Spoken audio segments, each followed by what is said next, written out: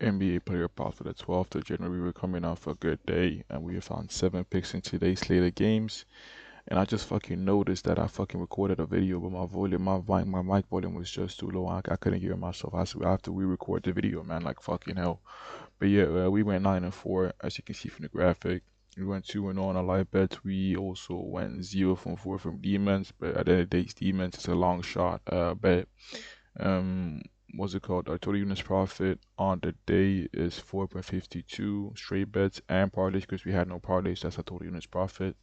We're finally up units in January. We after having 2 days, man. I think we had like 7 hooks or something over those 2 days.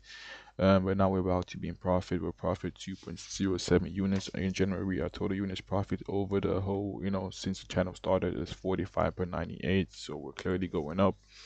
And yeah, so the straight betting strategy keeps going, and let's keep pushing it.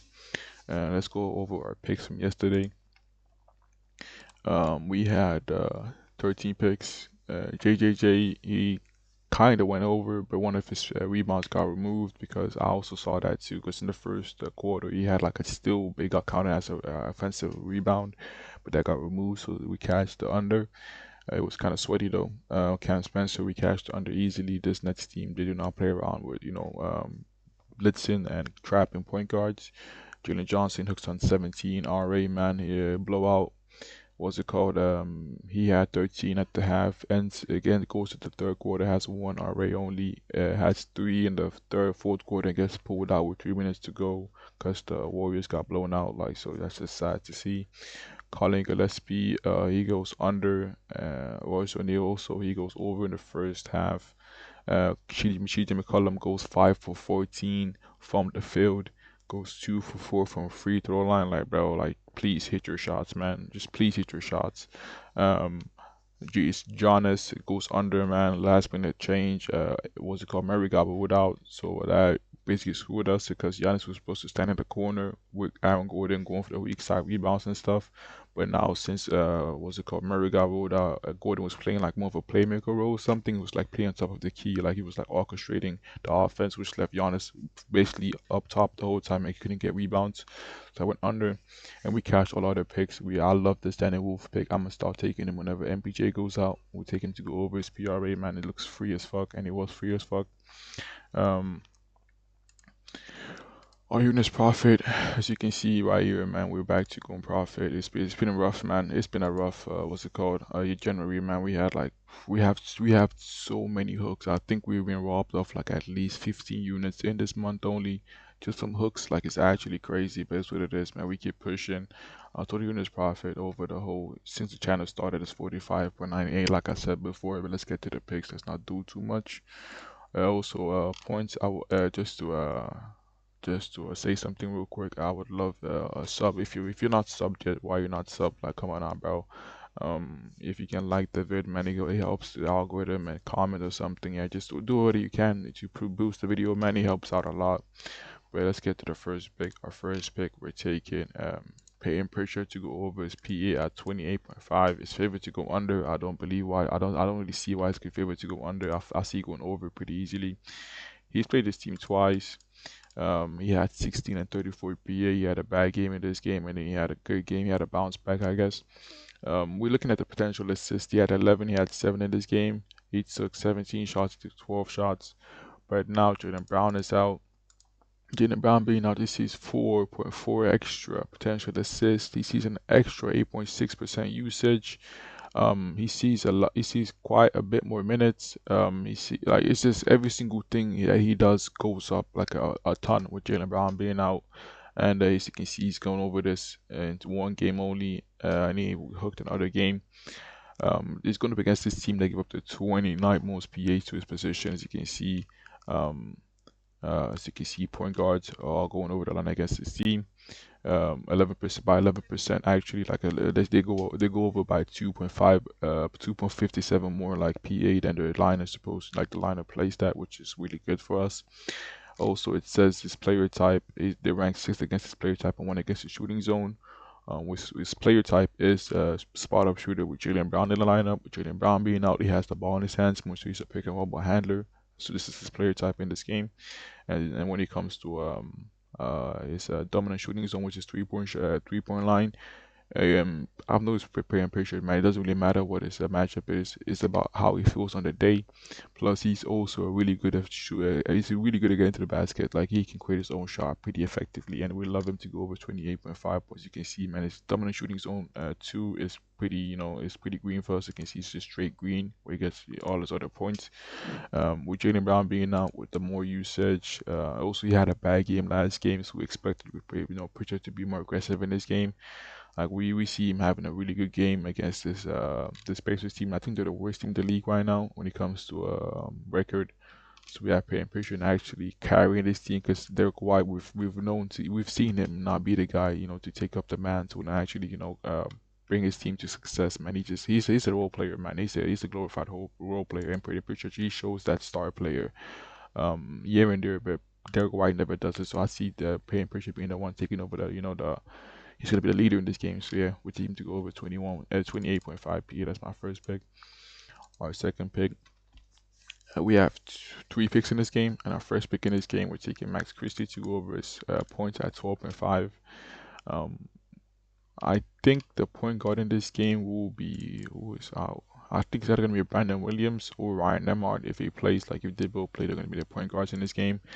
And we all know that the Nets they blitz, they trap, they double, they do whatever they can to stop point guards from getting points and try to turn over the ball from point guards, and which leaves a lot of wing players open from three. We got Max Christie, number one spot up shooter in the league, basically in my opinion, man. He's efficient as fuck from the 3 point line. You're right, they give the 28 most points to spot up shooters purely because they double so much. Also, I see Cooper Flag being doubled if he takes on the pick and roll ball handling role. So guys like Klay Thompson and Max Christie have such a good matchup against this Nets team. He's played them once already. He had 15 points against his team. He had 9 shots in that game, 9 3-point shots, which goes to tell you he was literally being left wide open in every single play, basically. So I see a lot of drive and kick actions in this game, and I see Max Christie getting a lot of 3 point shots up. The reason I'm not taking his threes in this game is because I like his threes actually, but we see Max Christie can get points from the mid range. He can drive and get some layups. Whenever there's like a technical foul, 3 second violation or something, he's the one that takes the free throw. So we absolutely love him to go over his points because he has so many ways to get in points. But if you want to take his threes, he can do that. But Max Christie is showing that he can get points in every single way on the field. So we love him to go over his points.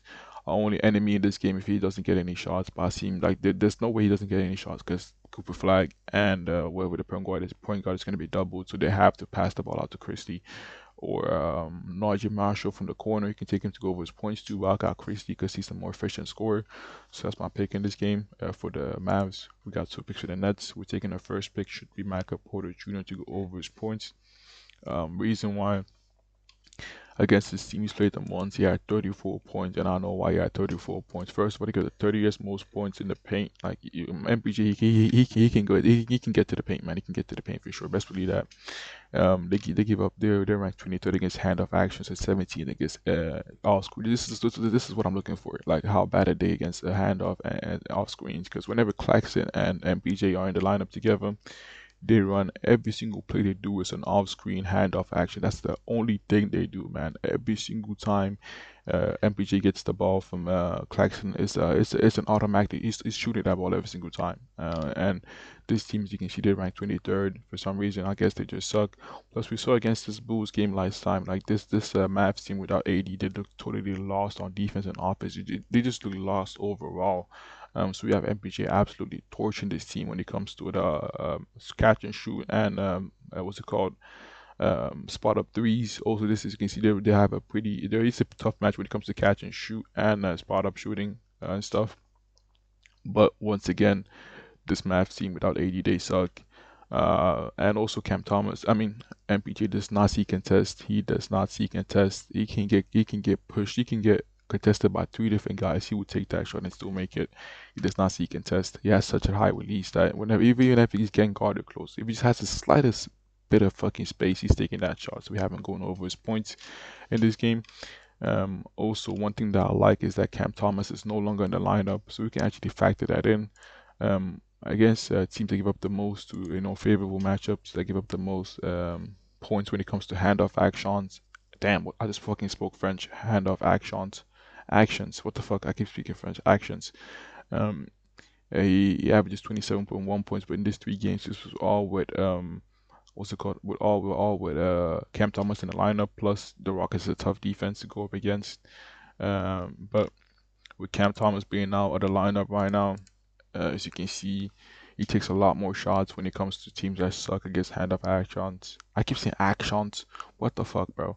And as you can see, he's only got under 1 game. And Cam Thomas is. I hope he's not in the lineup, the starting lineup, because if he's in the starting lineup, he's gonna be fucking ball hogging. He's gonna piss me the fuck off. So I hope he stays on the bench, and MPJ can get his shots off. And when MPJ is still in the starting lineup, getting the shots off with Claxton, man, we absolutely love him to go over his points. Also taking Claxton to go over his R rate at 11.5. You can see he's getting bumped up as I speak because he has such a good matchup. This match to give up the 27th most PR rate to his position. Like, it's such a good matchup for my boy Claxton. Um, He's played them once also with MPJ. He had 11, no 14 RA, I mean to say 19 potential rebounds and 14 potential assists. I promise you, all his potential assists came from MPJ shooting shots. I can promise you that. So we absolutely love him to go over his RA. Like, you can do a two-man parlay with Claxton and MPJ. And I think it's like a correlation. If MPJ goes over his points, basically Claxton goes over his RA. The rebounds will be there for sure. This Mavs team without AD, they cannot rebound. Even though they have guys like Cooper Flight, that's pretty tall, they cannot rebound. So you have Claxton, Claire towering over these guys and getting easy rebounds and stuff.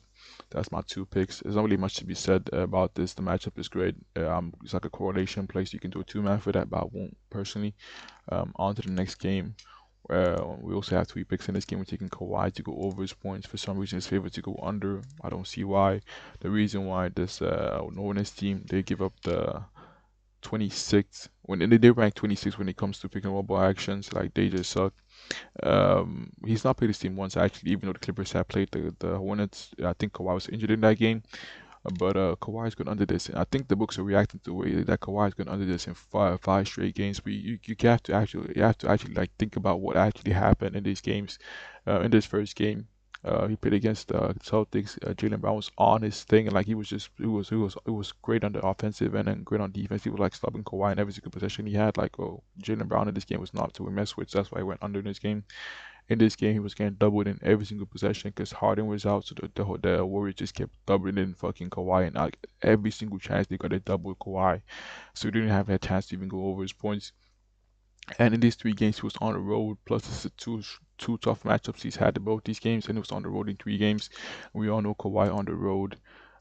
He just sucks. But at home, he's another beast. He averages 32.9 points at home, 26.5 points. It's basically a gift for us. And we'll see how the Hornets play. This should not be a blowout. The Hornets will actually stay in this game. They're actually a much better team than last year. So we're hoping that they actually play to like what they're playing like. Because we've seen some teams just absolutely just go bum dog shit one night. Like we saw the Jazz and we saw OKC get blown out by the Hornets. Like some teams could just go cold in one night. So we're hoping that the Hornets can actually stay in this game. So Kawhi sees full minutes. When Kawhi sees full minutes at home against the Hornets, within a good matchup, he easily goes over his line at 26.5. 30 line, like a 30-point game is absolutely live for a Demon. I will be playing that, but that's my first pick in this game. We'll also fade into about to go under his rebounds at 10.5. The matchup is just the worst you can have for a center in the league. This team, they give up the second least rebounds and the second least to his position. They give up the least offensive rebounds. Like, it's just every single thing he has is red, red, red, red, red. Only because they got guys like Diabate just absolutely terrorizing centers when it comes to rebounds, man. And for that reason, I feel like whenever Zubac and Diabate on the court together, he's gonna be more focused on boxing out Diabate and then going for his own rebounds and letting the other guys come and grab the rebounds. As we've seen in the first game they played, they only had 9 rebounds in this game. So we absolutely love him to go under 3 months in this game. Purely because I feel like once again, if you leave Diabate, if you don't box him out, but I promise you, he's getting that rebound. For some reason, his hands like magnets when it comes to rebounds. Like, he gets every single rebound. So if you just box him out, I feel like there's gonna be an emphasis on the Clippers side to box out Diabate so he doesn't get offensive boards, and that's gonna be. I think that's gonna be a Zubac's job in this game. And with Zubac being more focused on boxing out Diabate, and I don't think there's gonna be that many rebounds that fall into his hands. So I feel like the other guys who get rebounds, like a Harden over his rebounds, would be a good correlation play. Zubac under rebounds and Harden over his rebounds. Maybe I don't fucking know. Actually, nah, he also had 3 rebounds in this game. I'm just saying, just an example, man. But we would definitely fade in Zubac to go under his rebounds for sure. And our last pick in this game, we're taking Conker Nipple to go over his points at 17.5 against this team. First of all, it's an AB pick. This is one less line, and it's basically the same odds in the 18.5 line. He has a great matchup against this team. They got the 23rd most, what's it called, threes from this area right here. Plus, with LaMelo being the team, he loves to drive and kick out the ball every single time. And they have two crazy spot up shooters in this team, Brandon Miller and Conker Nipple. And I promise you, Conker Nipple, when he gets left open from three, man, it's basically just run back on defense. Just run back on defense, man. Like you're cooked, you're cooked. So yeah, we take him to go over his 3 years points against this team. Also, he can actually have a he can actually drive to the basket, get some floaters, get some layups, get some some free throws here and there. So he's an all around good player. But we're taking his points. We're taking his points. You can take his threes too once again. I'm going for his points because he can score all over the court. He's under this in 3 straight games, but in this game, he actually I think he had a good first half and then just went cold in the second half. In this game, he had 18 points only. It's putting for 17.5 points. And in this game, it was a blowout. So it's actually pretty for the last 10 games. In the last 10 games, he's averaging 18.3 points. Like, he's so good over the past 10 games, and we're taking him to go over his points. Also, on the season, for some reason, Konkanipu is a much better player on the road compared to being at home. As you can see, at home, he only averages 16.4 points, but on the road, he averages 21.5 points for some reason. I have no idea. But in a good matchup against the Clippers on the road, we'll take him to go over his points at 17.5. Those are all my picks for the vid. If you want to support the channel, man, I appreciate it. Like, comment, sub, whatever it is that you can do, I appreciate it. It helps boost the video. But that's all my picks. Take whatever you want to take in this vid. Left from my picks, I mean to say. But yeah, thank you for watching, and I'm out.